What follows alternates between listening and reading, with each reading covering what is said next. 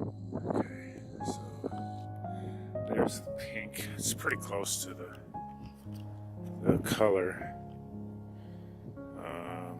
So this is the north now. Wait, that's the east. I'm directionally challenged sometimes. It says Lyme's disease. Goofing with my head. Who knows? Now we're coming around to the north. Head back just a little bit. So there's our pink. It's actually nice and clear skies. So the pink's just like it is everywhere, I guess, probably. This one has a little like purplish. I can zoom in.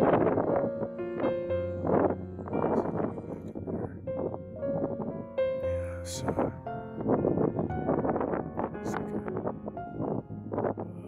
it's like a purple, silver gray, lavender. At least this looks close to those. Yes, the moment of release was, without any doubt, the greatest of my life, and in the lives of all my fellow prisoners of war of Offlag 12B. We'd been moved from the camp in which we'd spent 18 weary months, and had gone through a somewhat anxious period, expecting a further move from day to day. But the move never came, and every day brought the American troops nearer to us in their spectacular advance through Germany. We were standing at the edge of a slag heap in the little railway town of Lollar, a few miles north of Gießen, when the great moment came. It was epitomized by a great cry of the American tanks, a concerted shout which went up in English, French, Russian, Polish, Dutch, Italian, German, in fact in almost every conceivable language, from the packed group of people from every corner of Europe and the British Empire to whom the arrival of the Americans meant deliverance. To us of Offlag 12B, the senior British officers' camp in Germany, which included 11 brigadiers, it meant the end of a long, weary term of imprisonment dating back to Dunkirk days for some. To the French, Belgians, Dutch, Russians, Poles, and others, it meant emancipation from slavery. Rumors had been flying around for days about where the American troops were.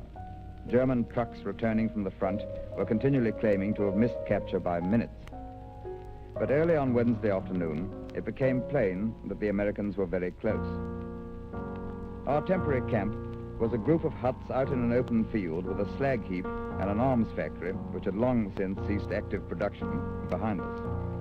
About 3 o'clock in the afternoon, things began to warm up.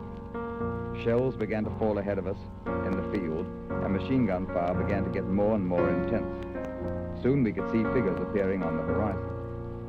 It was decided to evacuate the camp to the German air raid shelters, which were dug deep under the slag heap.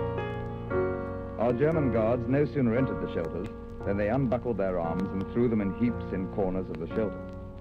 They'd been a little bit embarrassed about their arms for some time. They thought they wouldn't get a very good reception from the Americans if they were armed. I dumped my belongings in the shelter and went outside. The noise of the battle increased. And then suddenly, out of a wood, came the American tanks and tracked troop carriers. Everyone became delirious with excitement. "Come on and see the American tanks," I shouted to some Russian girls who'd been working in the station restaurant. "American tanks? Mir was можно," they cried. "Pas possible," cried the French. But it was possible. It was true. One of the troop carriers stopped. 2 men jumped out and came down to the far bank of the Lahn River, which separated us from them. I ran down the steep bank on my side. By the greatest piece of luck, there was an old barge tied up there. "How's things over there with you?" the Americans asked. "Fine," I said. "You want to come across?" "Yeah, can you get that boat over?" "You bet your life I can." And with 3 others, including the only American POW in the camp, I poled the rickety old craft across. "How are your guards?" the Americans asked when we were about in midstream. "Like lambs," I said. "You needn't worry about them." "Oh, we're not worrying," said one of the Americans, fingering his gun. We nearly upset the boat on the return trip, but we got our deliverers safely and dryly across.